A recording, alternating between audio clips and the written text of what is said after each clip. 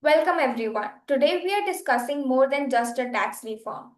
We are discussing the fundamental re engineering of India's fiscal architecture. Before 2017, India was a fragmented market where goods were taxed every time they crossed a state border. The genesis of GST was the need for macroeconomic reform and supply chain efficiency. By the end of this talk, you will see how India moved from a fiscal fragmentation to a unified strategic integration.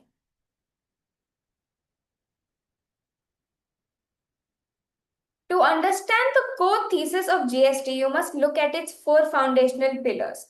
First, fiscal integration, subsuming multiple state and central taxes into one. Second, efficiencies, the removal of the tax on tax burden. Third, governance, the shift to cooperative federalism through the GST Council. And finally, technology, the digitization of the entire tax trail through the GSTN portal.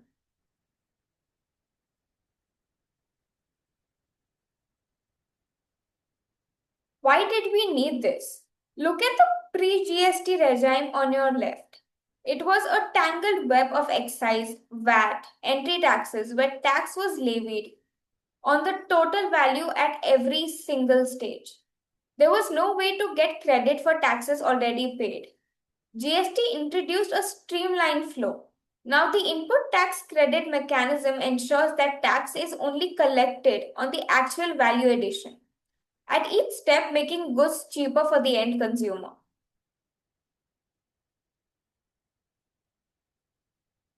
India adopted a unique dual GST structure to respect our federal democratic framework. When you buy something within your own state, you will see two components on your invoice: CGST and SGST. The central government and state government levy these concurrently. If the tax rate is 18%, it is split precisely 9% for the center and 9% for the state, ensuring both levels of government maintain their revenue streams.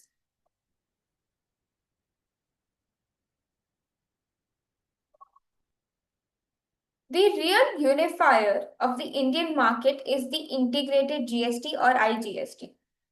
GST follows the destination principle, meaning the tax revenue belongs to the state where the goods are consumed, not where they are manufactured. If state A supplies to state B, the center collects the IGST, then transfers the credit to the consuming state. This allows for a seamless flow of credit across state borders, something that was impossible in the old regime.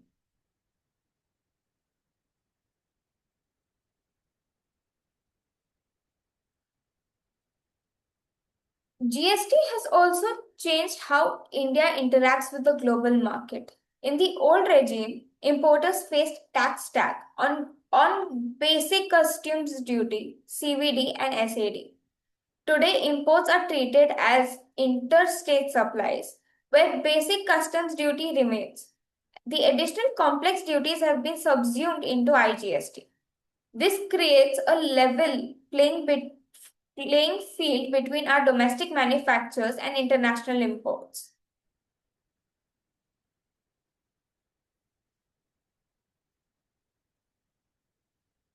Let's look at the math. If a business buys material for rupees 1 lakh and pays 18,000 rupees in tax, that 18,000 rupees is that input tax credit. When they sell the finished product for 1,50,000, the output liability is 27,000. But they don't pay 27,000. They subtract the ITC they already paid. The net cash payable to the government is only 9,000 rupees.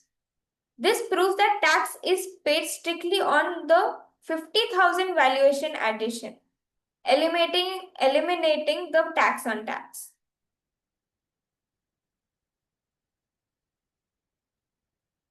Who runs this system? The GST Council. Established under Article 279A, it is a constitutional body where the Union Finance Minister and state ministers must reach a consensus. This is significant because it shifts power from unilateral central decisions to a joint federal forum. They are responsible for the dynamic policy making that rationalizes tax slabs to fit our economic reality.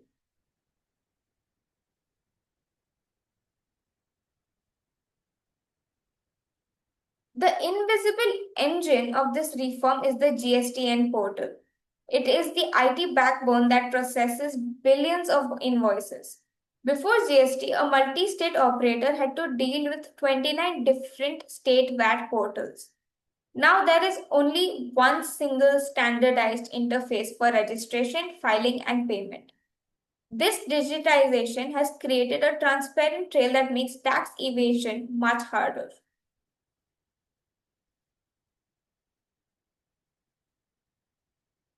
We must be honest about operational reality.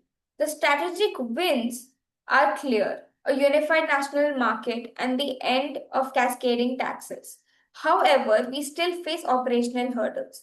The complexity of multiple tax slabs and the high compliance burden for small businesses are ongoing challenges that the Council continues to address.